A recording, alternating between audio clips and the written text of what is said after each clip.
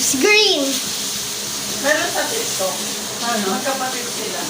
Ah. Tapos pareho yung content nila. Sour. Pareho sila nag-vlog. Yung sa probinsya. Nakakita sila ng gulay sa probinsya. Bebenta nila o kaya naman iluluto nila. Ayan. So, mas ganun yung nasa dito sa vlog.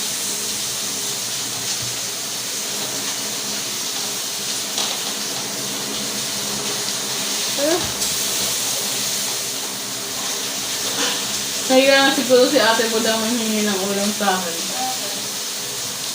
Kada lang tong oras lagi siya nang hihingi. Ano nga yung doktor? Sabi na, sinabi niya. Sityo. Hindi sinabi niya sa akin, kaya pinasabi niya. Sinabi niya na yung siya sa'yo. Hindi, nararamdaman ko lang. Hindi ko lang ito na palang gagawin. Ito yung makayo.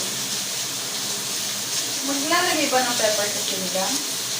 Depende sa'yo kung ikaw prep naman yun.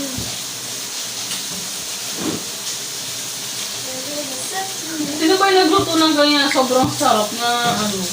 Nagustuhan ko. Kuya Carlo yun? Huwag mo lalagyan ng asin.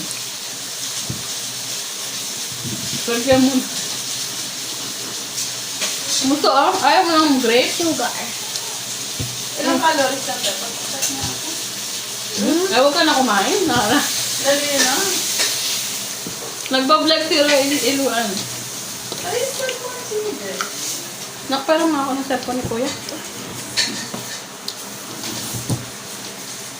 Food. Pwede mo siya create ano sa kanya. Meron siya. Alam na followers mo, anak. Sa YouTube. Hindi, sa 249. 249 na nga eh. Sa ano? Sa... 300. 300 na? Galing mo ah. Peace water. Sabi ko nga sa kanila, mag-vlog. Mga anak na sa akin. Ito yung mo. Ano?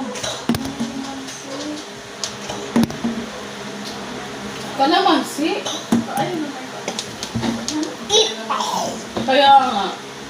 Meron naman sila, ano, sili. Ano. Only one more. Nagluluto ka na rin. Pero naisip mo magluto.